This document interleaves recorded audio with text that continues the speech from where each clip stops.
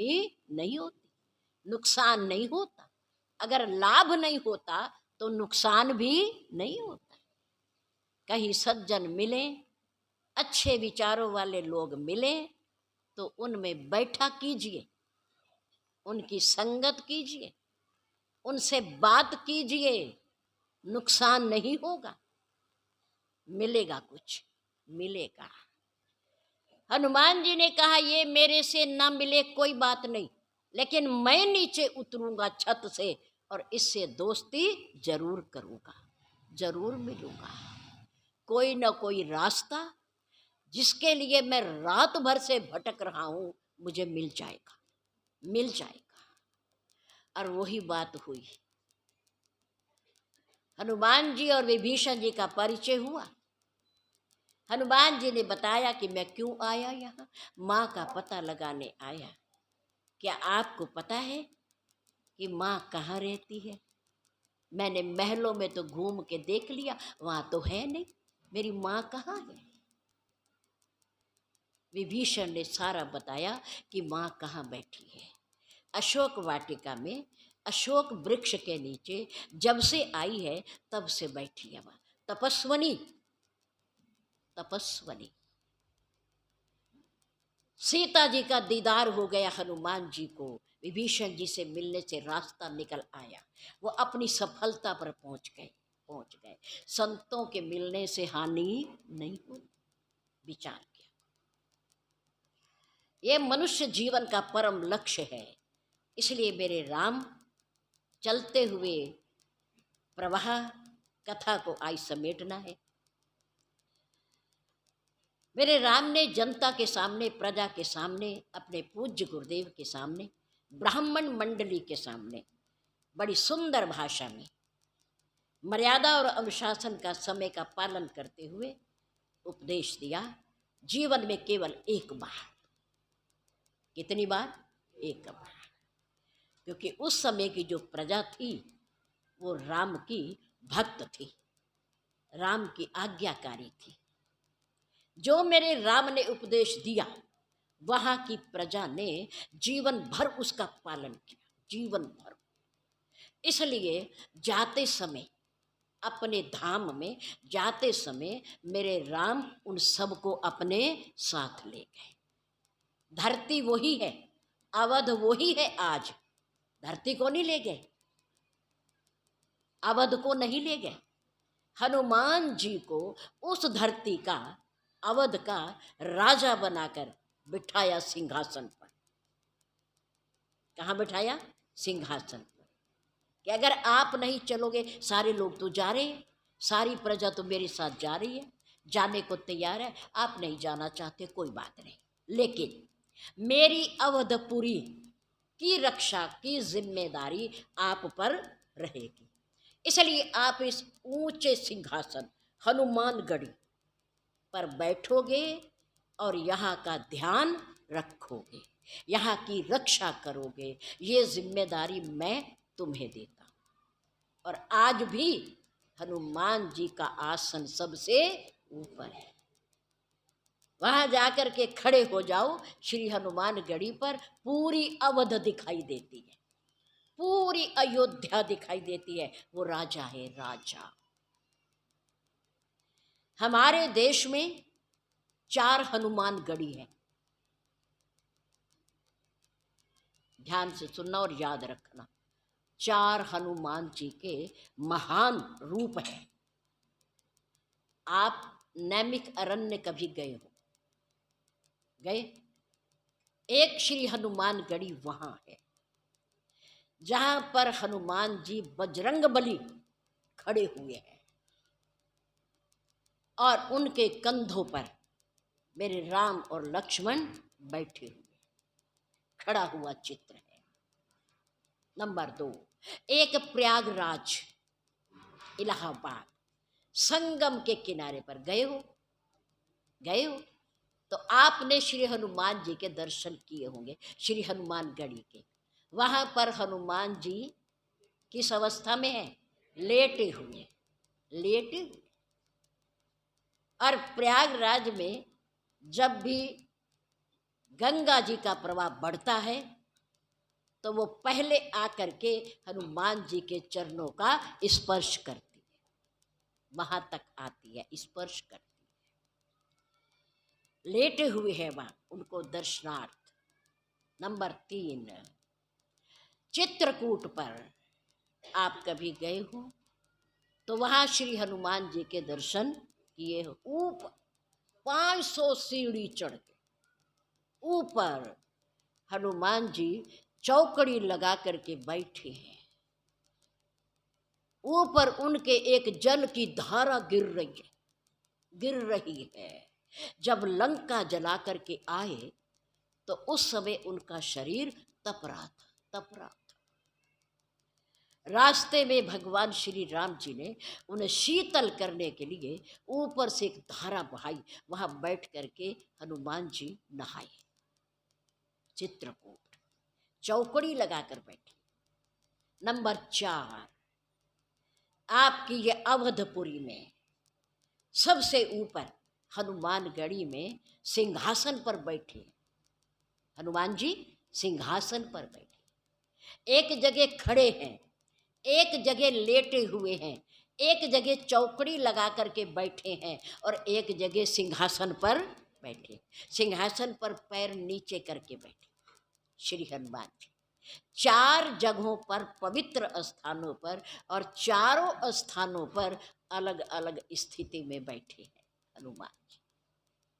हनुमानगढ़ी, हनुमान जी राजा के रूप में, अवध में राजा के रूप में, ये कलयुग के राजा हैं और जीवंत हैं, जीवंत अविनाशी हैं, अविनाशी है। ये भगवान जी के साथ नहीं गए, ये आज भी हैं और आगे भी रहेंगे, आगे भी रहेंगे।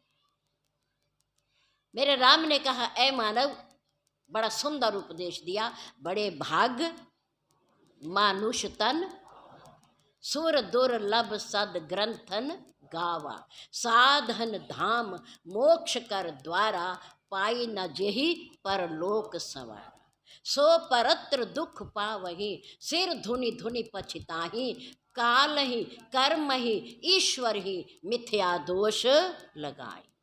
झूठा दोष माता पिता का, जाने नहीं दिया, करने नहीं दी भक्ति है, परिवार वालों ने छोड़ा ही नहीं, समय ही नहीं रहा हमारे पास। अब क्या करेंगे, अब तो शरीर शिथिल हो गया, कमजोर हो गया। ईश्वर ने कृपा ही नहीं की, कृपा ही नहीं की है। ये कोई कृपा कम है कि हमें मानव तन देकर दुनिया में भेजा? ये उपकार क्या उनका कम है? कम नहीं है। हमारा कोई कर्म नहीं ऐसा कि हमें मनुष्य चोला मिलता, ये प्रभु की कृपा है, प्रभु का एहसान है हमारे ऊपर, एहसान है, उनकी करुणा है हमारे ऊपर। लेकिन फिर भी हम स्वार्थ बस जब अपनी नहीं चलती तो दोष हमेशा दूसरों का निकलता है, दूसरों। काल ही कर्म ही ईश्वर ही मिथ्या दोष लगाई। मेरे राम कहते हैं, ऐ मनुष्य, मानव तन मिलने के बाद हमारा परम अर्थ, परम लक्ष्य, परम उद्देश्य क्या है? प्रभु की भक्ति, प्रभु की भक्ति। आगे नीचे वाली पंक्ति में उन्होंने कहा, सुनो सुनो मेरे अयोध्या के वासियों, जो परलोक यहाँ सुख चाहे, दूसरे लोक में और परलोक में, इस लोक में, संसार में, अगर इन दोनों जगहों पर सुखी रहना चाहते हो, आनंदित रहना चाहते हो, तो मेरी बात को पल्ले बांध लो। क्या कहा? पल्ले बांध लो। जो परलोक यहाँ सुख चाहे हो, सुनी मम वचन हृदय दृढ़ गया हूँ। मजबूती से मेरे शब्दों को हृदय में पकड़ करके रखो। क्या करो? पकड़ करके रखो। क्या वचन है उनके, क्या उपदेश है कि सुलभ सुखद मार्ग यह भाई, ए भाइयों, सबसे आसान, सबसे सुखदाई, सबसे सरल सस्ता, भव सागर से पार होने का मार्ग कौन सा है? कौन सा है? ये कौन बता रहे हैं? कौन बता रहे हैं? भूलना नहीं, जल्दी से याद रखो, कम से कम मेरे सामने तो याद रखो, घर जाके भूल जाना। हम कौन सा आपको देख रहे हैं, पर यहां तो याद रखो जो पढ़ाया जा रहा। सुलभ सुखद मार्ग यह भाई, भक्ति मोरी पुराण श्रुति गाई। पुराण वेद, श्रुति में ना वेद, पुराण शास्त्रों में गाया गया है, लिखा गया है कि सबसे सरल और सुखदाई और सस्ती आसान भव सागर से पार होने का मार्ग कौन सा है? भक्ति है। कौन सी है? भक्ति है। पर वो भक्ति मिलेगी कैसे? भगवान राम लक्ष्मण जी को कह रहे हैं कि तात भक्ति अनुपम सुख मूला। तात भक्ति अनुपम सुख मूला, मिलहि जो संत होई अनुकूला। जिसके संत अनुकूल हो जाते हैं, जिस पर सद्गुरुदेव कृपा कर देते हैं, उसे ये अनुपम भक्ति प्राप्त हो जाती है।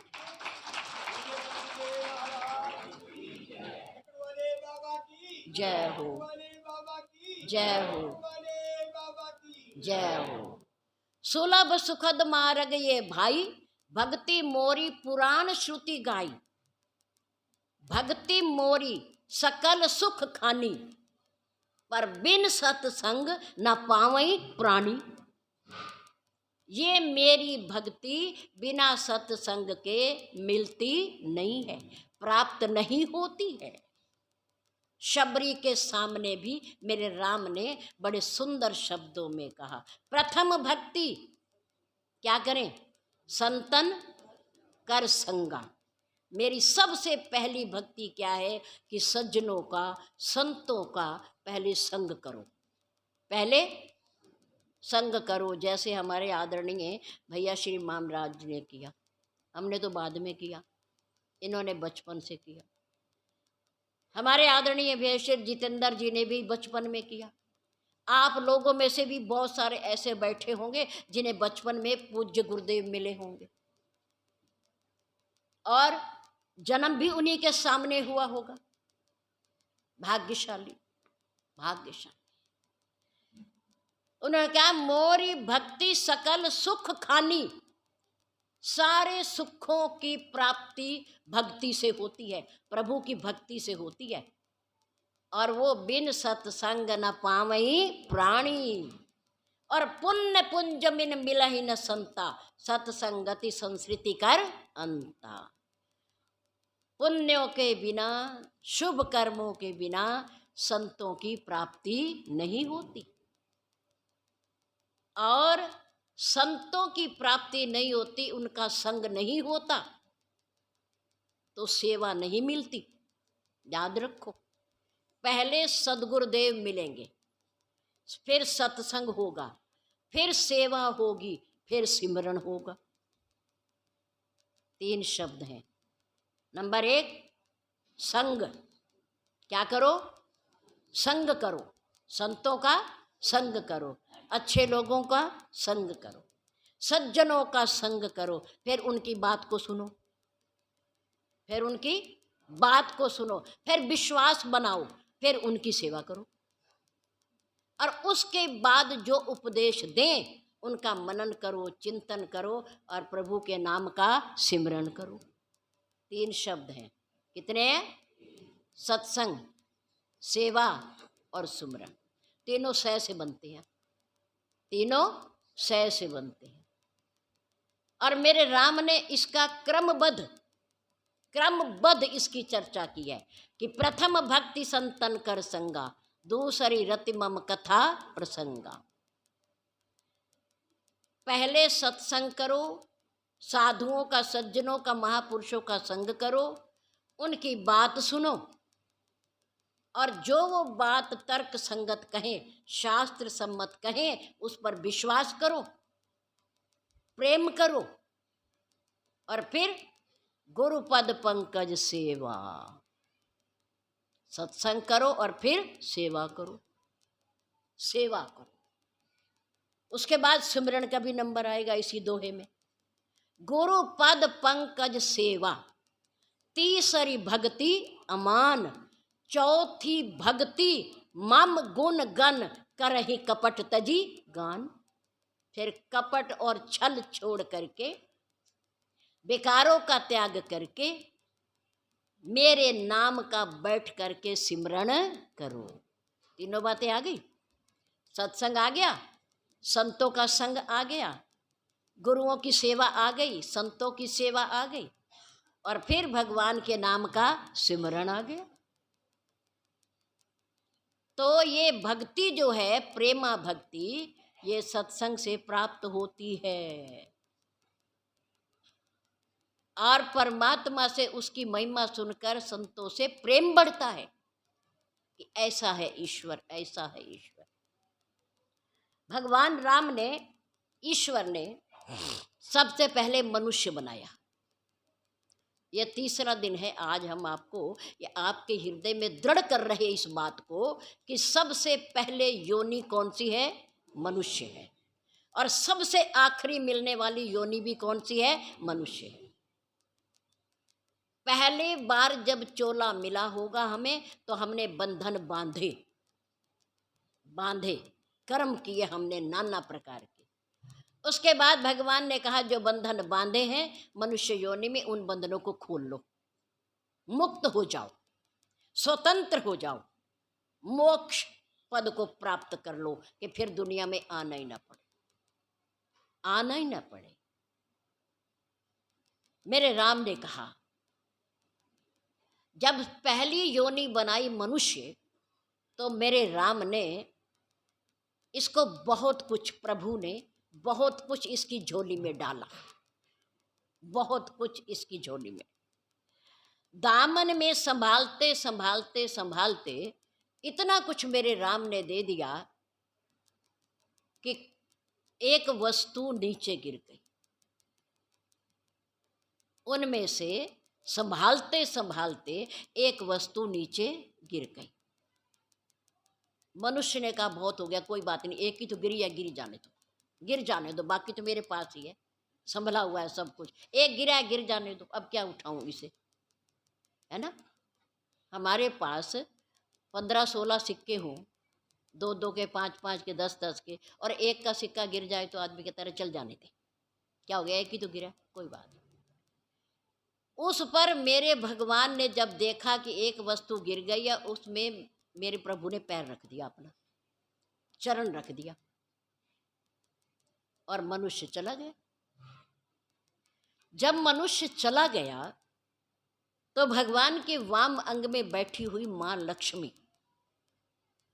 क्योंकि मां की ममता पिता से ज्यादा होती है, ज्यादा होती है। अगर बच्चा गलती करे, बाप डांटे, पिता डांटे, तो माँ कहती है कोई नहीं, अब छोड़ दो, आगे नहीं करेगा, आगे नहीं करेगा, अब माफ कर दो, क्योंकि माँ ममता की मूर्ति होती है। पिता आकाश से ऊंचा है और माँ धरती से महान है, माँ धरती से महान है। माँ की ममता भारी है, धरती से भी भारी है, उठाने से भी नहीं उठती, इनका ऋण उतारने से भी नहीं उतरता, नहीं उतरता।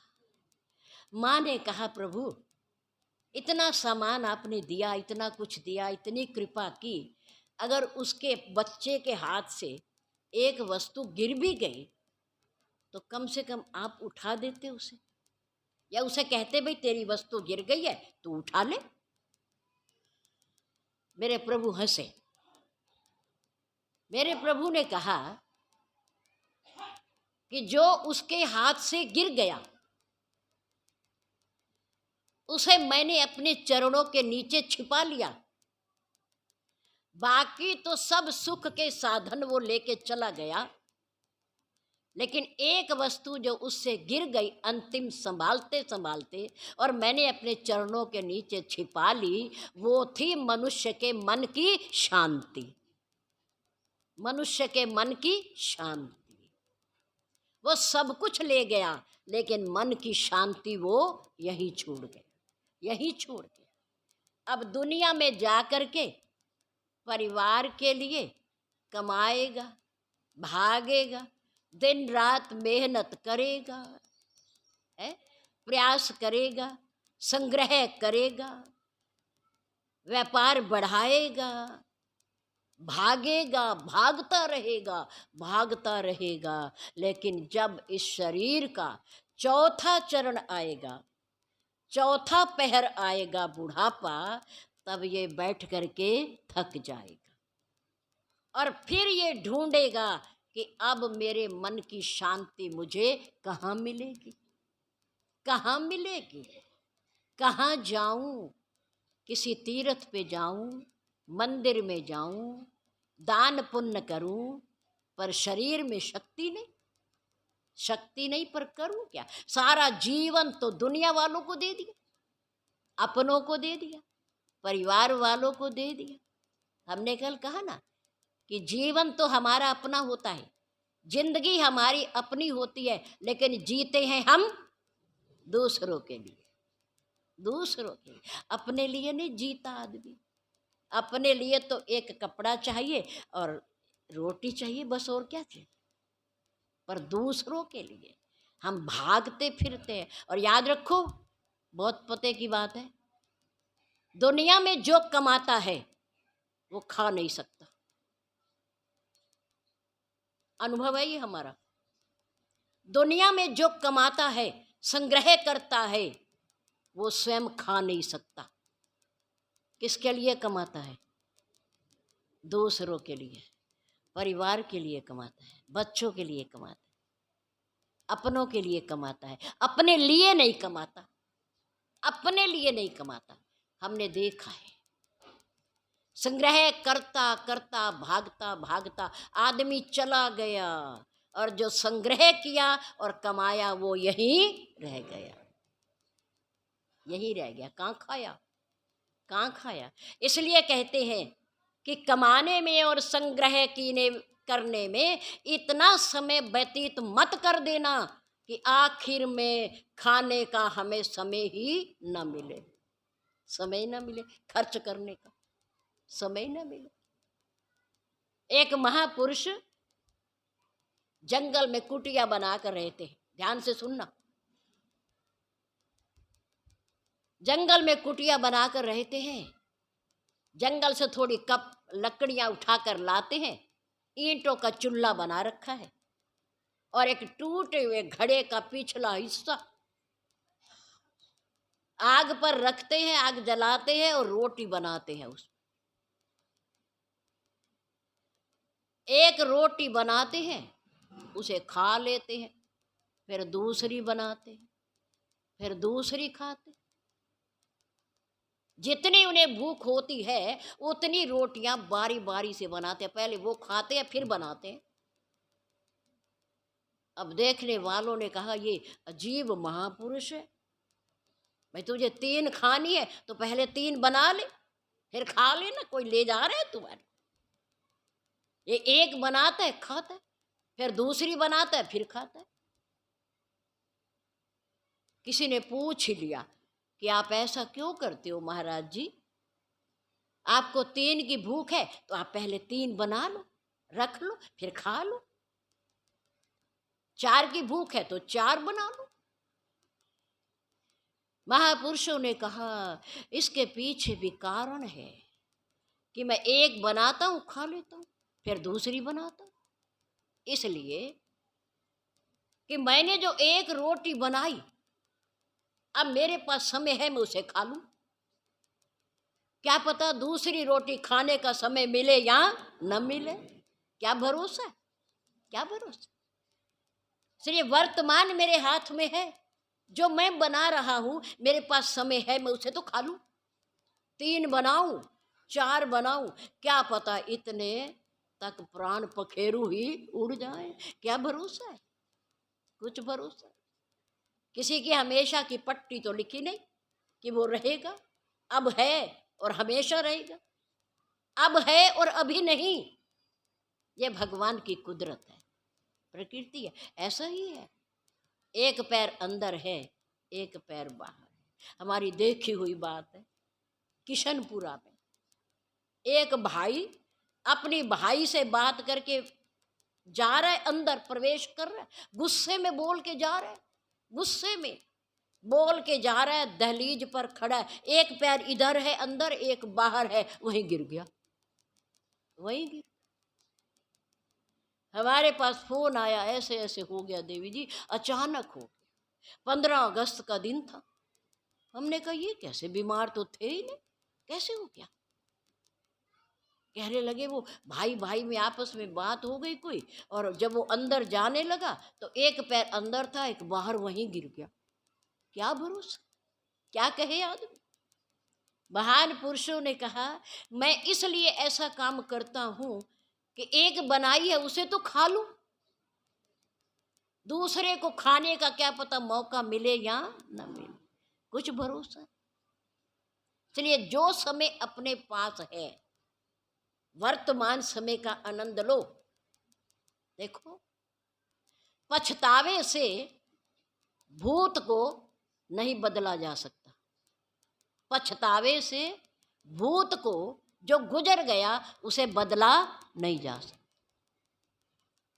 परशुराम जी ने, भगवान ने कहा ये धनुष किसने तोड़ा, किसने तोड़ा, मेरे सामने आ जाओ, मैं उसे दंड दूंगा। लक्ष्मण जी ने कहा आपके दंड देने से क्या धनुष जुड़ जाएगा क्या है? धनुष तो जुड़ने से रहा, टूट गया सो टूट गया। अब झगड़ा किस बात का कि किसने तोड़ा, वो मेरे सामने आए, किस बात का झगड़ा?